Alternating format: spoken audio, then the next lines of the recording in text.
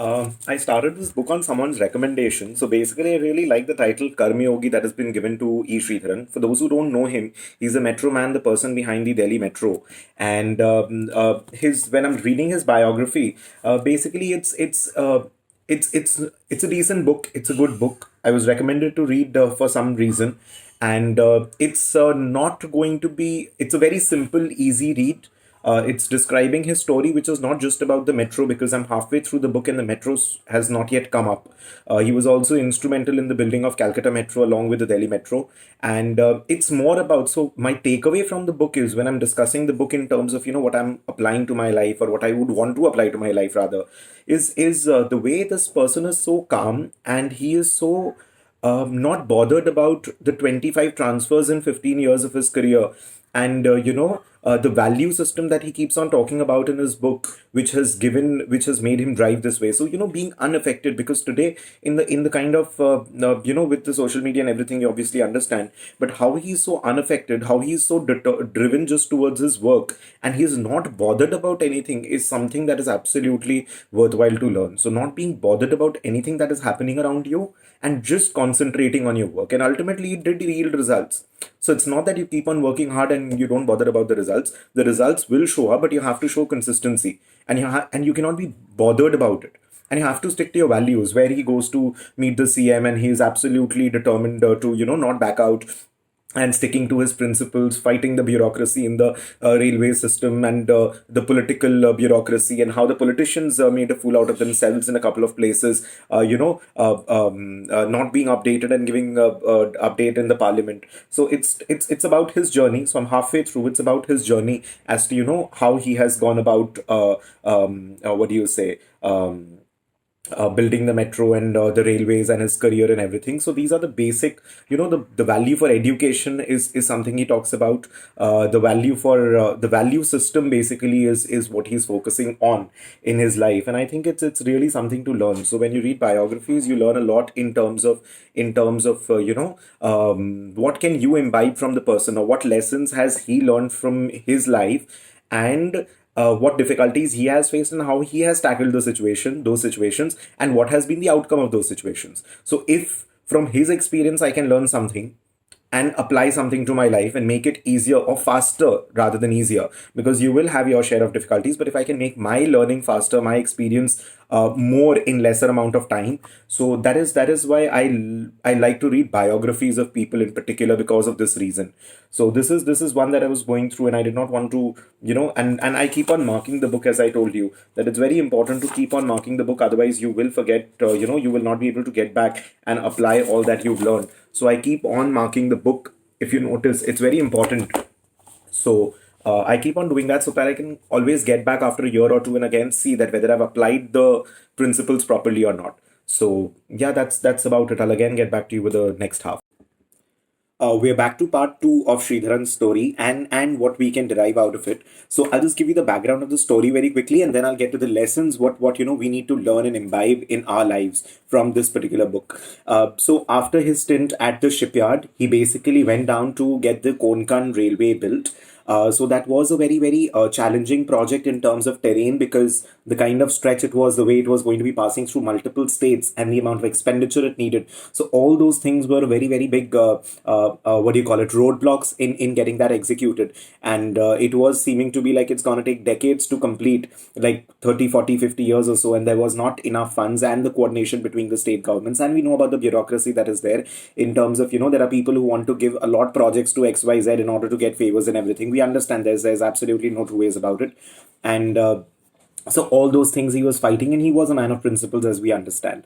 And then he got into the Delhi Metro project. After the Delhi Metro project, there was a little accident in the Delhi Metro project which kind of forced him to resign. But then again, he got back and he took back his resignation, although it was not his fault. And then it gets into how he was about to retire, but then instead of retiring, he was pushed into taking up a position down south, and he shifted down there. And he wanted to have a very calm, composed, retired life, staying in Kerala. And but again, he was a follower of Swami Bhumananda, and also he was very much influenced by the Gita's principles, and therefore it was more about the karma and what are you sent over here to do. You have to do your hard work. You have to do your work and not back out. So those were the principles that he portrayed as we move forward. So basically, as I move forward, so what are we supposed to be learning? So there was one idea of reverse clock that he was using. So basically what the idea of reverse clock does is that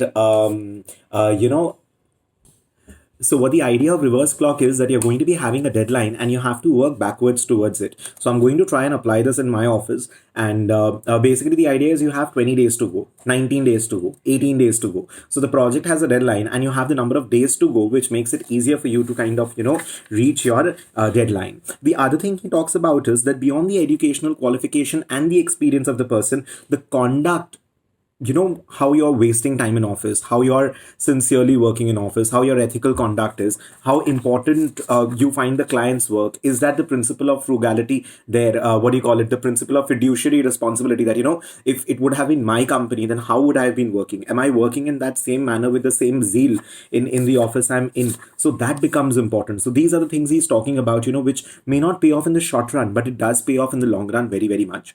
So it's not about the short term that you look at. You always look at the long term. Like, say for example, when you're looking at something like even the Bhagavad Gita talks about it, that you do your work and and don't expect the fruits. So I know it's very difficult in contemporary, in today's world, to abide by that principle, actually, to be honestly, to go by that principle. But then how it works is that you do your hard work. Now, say for example, I watched this movie Chichore. So even in that, a kid commits suicide because he did not clear his exam in the first go. So yes, we are supposed to be doing hard work and expecting returns in the future. But then the point is, don't expect immediate returns. So I know it's very difficult to go about the Bhagavad Gita's principle that you do your work and don't expect fruits in return. Don't expect immediate results. Today is hard work. Today, even if you're not clearing an exam, you're persevering, you're moving forward, or things are not working on in office, you're not getting promoted right now, but you're learning in the process. You're building your tenacity, you're working, you're building strength, you're building your EQ. So how to react to situations, how to tackle situations, you're learning all of those things. So in the long term, it will bear fruits. So that is my way of interpreting or probably imbibing what's mentioned in the Gita. Right. So basically, I was gifted this book, as I had told earlier also. So, I'm very fortunate that the person who gifted me the book, he also wrote down 5 points, his 5 golden rules. So I'll just read out that to you. So one is integrity, obviously, as we understand. Second, you need to have professional competence, not in terms of degree and experience alone, but what you derive out of that degree, what you derive out of that experience.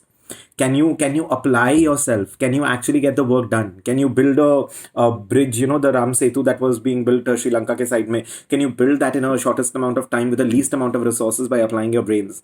So there was a lot of debris that was used because that was spoiled in that was broken down in tsunami, but 85% of the girders and whatever they had, I'm not very good with the technicality of the engineering side, so that was used in order to reconstruct it. So the cost went down, the time that it was taking went down. So it's about education, experience, but also your professional competence as to how inclined you are towards your work, and how well you want to execute your work and all those things. So the first one is integrity, the second one is professional competence, the third one is quick decisions. This I've realized in my working space, that you cannot wait for perfection. You come up to a level, you execute that, then you keep on revising and upgrading it. You cannot just keep on waiting for perfection.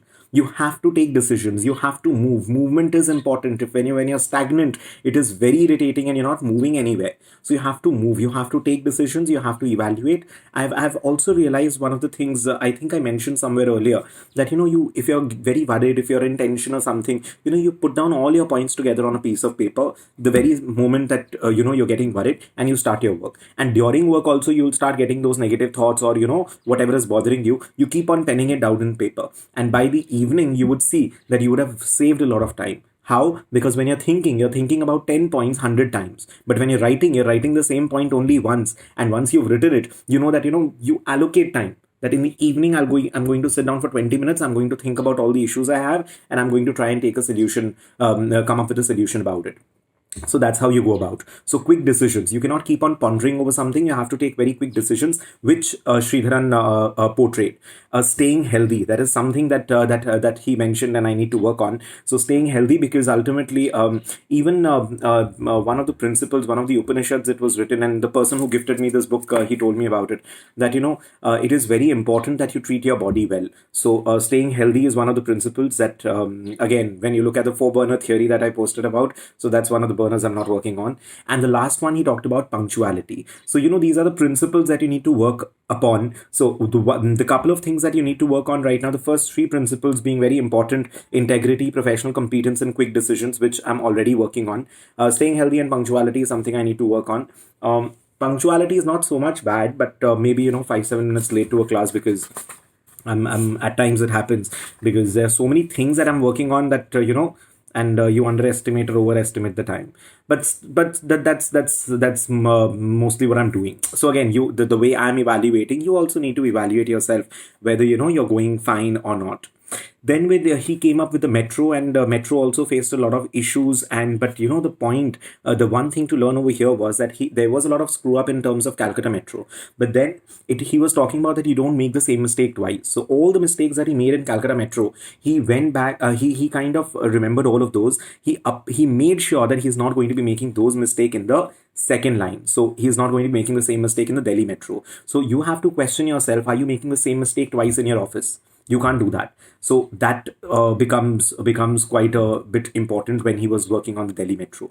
Then in Delhi Metro, there was a little accident that happened, and because of which he withdrew. He kind of resigned, but it was not his fault, because there was some fissure in some pillar, and he had already talked about inspection and all those things, but his instructions were not executed. So also what we need to understand is, when people above us, experienced, are trying to give us some idea, or are giving you some work to do, you have to execute it, because you don't know what kind of because that person has learned through experience, through expertise over the years. So it's also important, we're kind of losing that work ethic, where we actually listen to the person senior to us, and we actually execute whatever has been told to do.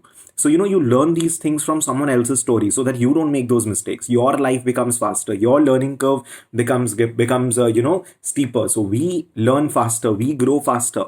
So it's very important to read about people's experiences.